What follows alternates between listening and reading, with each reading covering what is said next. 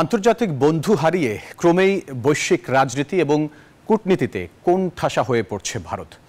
প্রতিবেশীদের সঙ্গে দ্বন্দ্ব, পাকিস্তান ও চীনের সঙ্গে অব্যাহত বৈরিতায় বেশ বেকায়দায় রয়েছে মোদী সরকার। তারপরও ট্রাম্প প্রশাসনও মুখ ফিরিয়ে নেয়ায় নিজেদের স্বার্থ রক্ষা করা অনেকটাই চ্যালেঞ্জ হয়ে দাঁড়িয়েছে দিল্লির।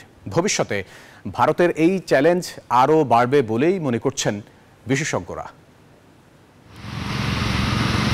যুক্তরাষ্ট্রে ক্ষমতার পালাবদলে পরিবর্তন এসেছে বিশ্ব রাজনৈতিক প্রেক্ষাপটে, পরিবর্তিত হচ্ছে কূটনৈতিক সম্পর্ক। এসব বেড়াজালে পড়ে অনেকটাই কোণঠাসা দক্ষিণ এশিয়ার দেশ ভারত। এর বেশ কিছু কারণও রয়েছে। প্রতিবেশী প্রথম নীতি অবলম্বন করলেও ভারতের সঙ্গে পাকিস্তানের রয়েছে চিরশত্রুতা। সখ্যতা বজায় রাখতে পারছে না মালদ্বীপ, বাংলাদেশ সহ অন্যান্য দেশগুলোর সঙ্গেও। সীমান্ত নিয়ে চীনের সঙ্গেও রয়েছে ভারতের দীর্ঘদিনের বিরোধ। এদিকে যুক্তরাষ্ট্রের কাছ থেকেও প্রত্যাশিত সহযোগিতা পাচ্ছে না ভারত। উল্টো ট্রাম্পের কঠোর অভিবাসন নীতি, ভারতে ভোটের হার কমাতে মার্কিন অনুদান বন্ধে বেশ চাপে রয়েছে মোদী সরকার। এছাড়াও কানাডার সঙ্গে চলছে ভারতের দ্বন্দ্ব।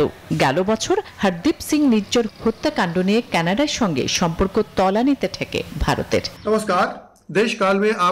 যুক্তরাষ্ট্র থেকে ভারতীয়দের হাতকড়া এবং শিকল পরিয়ে বিতাড়নের ঘটনা মোদী প্রশাসনের কূটনৈতিক ব্যর্থতার চিত্র। কাতারের আমিরের সাথেও নরেন্দ্র মোদীর আধিক্যতা নতজানু পররাষ্ট্রনীতির বহিঃপ্রকাশ। এখানেই শেষ নয়। দ্বৈত কর পরিহার চুক্তির আওতায় ভারতের সবচেয়ে সুবিধা প্রাপ্ত দেশের মর্যাদা প্রত্যাহার করেছে ইউরোপের দেশ সুইজারল্যান্ড। মধ্যপ্রাচ্যের দেশগুলোর সঙ্গেও জোরালো সম্পর্ক অব্যাহত রাখতে পারছে না দিল্লি।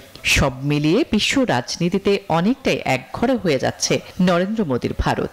এই পরিস্থিতিতে ভারতের স্বার্থ রক্ষা করাই এখন বিরাট চ্যালেঞ্জ বলে মনে করছেন বিশেষজ্ঞরা, যা সামনের বছরগুলোতে আরও বাড়বে বলে মনে করা হচ্ছে।